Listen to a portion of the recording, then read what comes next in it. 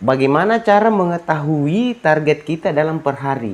Atau ini istilahnya tagihan yang harus kita bawa pulang, dana yang harus kita bawa pulang.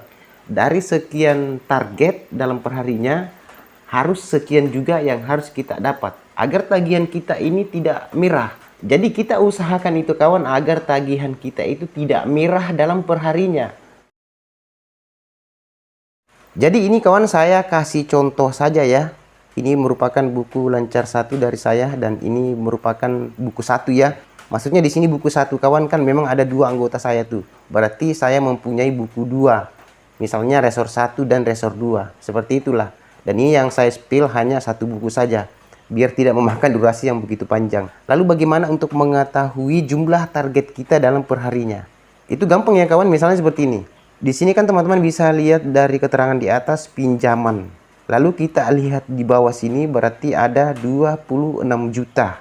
Inilah jumlah dana 26 juta ini yang dipinjam oleh calon nasabah atau nasabah. Nah, 26 juta ini kawan itu dikali 120%. Misalnya seperti ini ya, saya kasih contoh. Sebenarnya ini sudah saya bahas ya mengenai dari perkalian-perkalian ini. Nanti kalian cari-cari saja lah videonya, pasti akan ketemu. Misalnya seperti ini, 26 juta, lalu kita kali 120%. Muncul di kalkulator 31.200.000. Nah, 31.200.000 ini kawan, inilah yang dibagi 30 hari. Ini lagi dibagi 30. Berarti kawan, yang harus kita tagih dalam per hari itu 1.040.000. Ini 100% jika kita mampu menagih 1.040.000.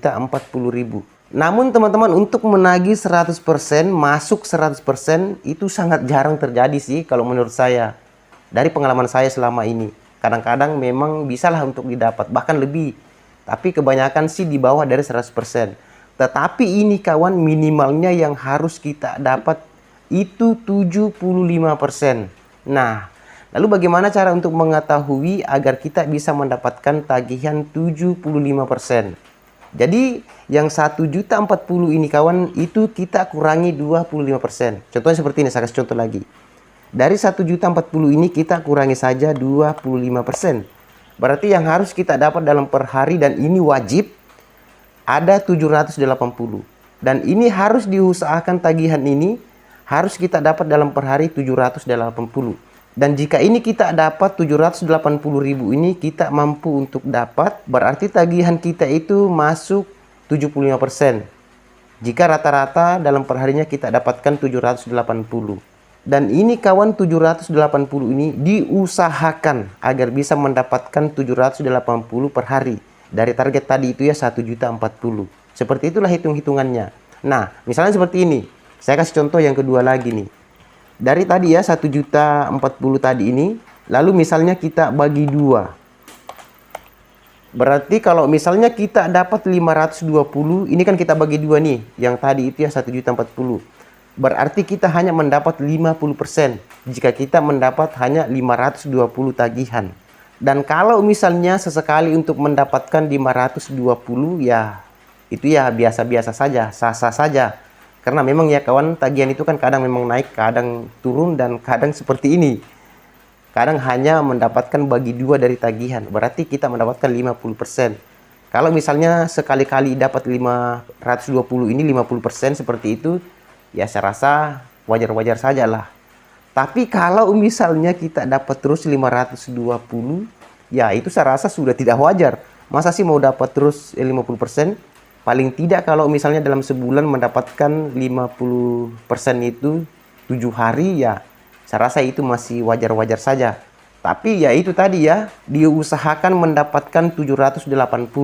Itu target 75% agar tagihan tidak merah. Dan lebih baik lagi jika mendapatkan 1.040, karena itu masuk 100% tagihan. Coba saya kasih contoh yang lebih sederhana. Misalnya seperti ini ya. Pinjaman 1 juta. 1 juta ini kan kalau misalnya dikali 120% jadinya 1.200.000. 1 juta. Lalu kita kali 120%. Berarti jadinya 1.200.000. Dan inilah 1.200.000 ini dibagi 30 hari. Ini contoh sederhana.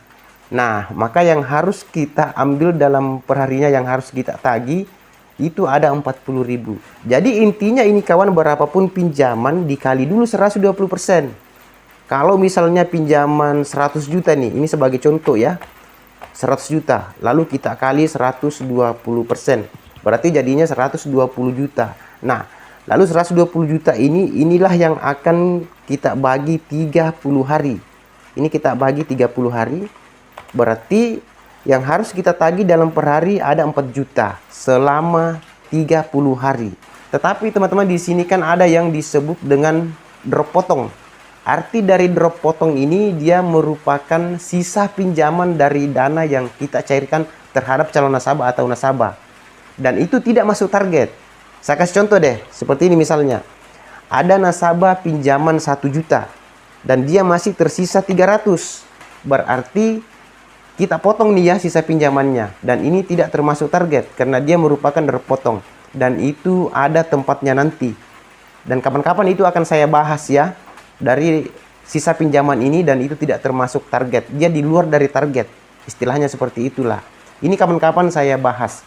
Kalian ikuti saja channel Bima Samba ini biar kalian nantinya tidak ketinggalan video-video dari saya. Oke, saya rasa cukup ya untuk mengetahui target dalam per hari ini. Mudah-mudahan bisa dipahami.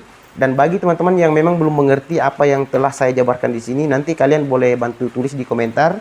Dan saya akan menjawab setiap pertanyaan-pertanyaan dari teman-teman semua. Oke, sampai ketemu di video berikutnya.